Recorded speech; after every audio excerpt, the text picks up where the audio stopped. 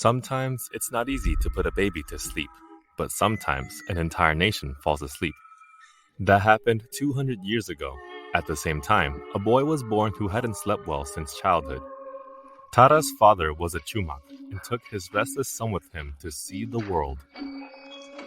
Evening star of mine, rise above the hill. That's how we met each other. But soon the pillars that supported the sky of Taras collapsed. His parents died. And so he went on to work for a deacon to earn a piece of bread and learn how to paint. With these hands, you can only twist the tails of oxen.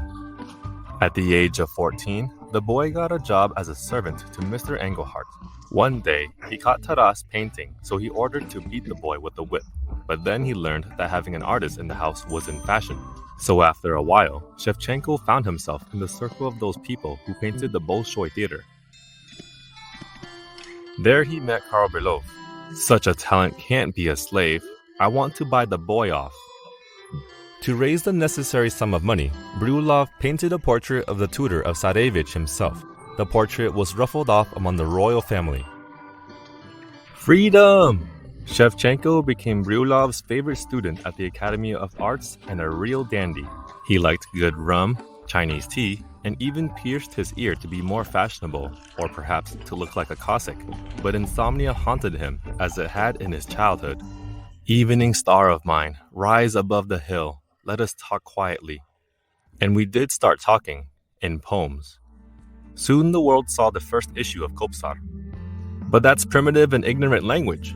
St. Petersburg was muttering indignantly. While Taras was not sleeping, he was describing a dreamlike state his people were in. How long will these torturers rule the world? For the made-up good times of the Hetmanate, for the idea that Ukraine could exist as a separate state.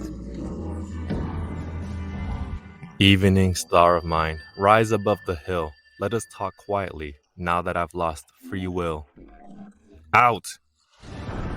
The star talked to Taras at the Aral Sea. Taras painted landscapes, and sometimes he painted himself.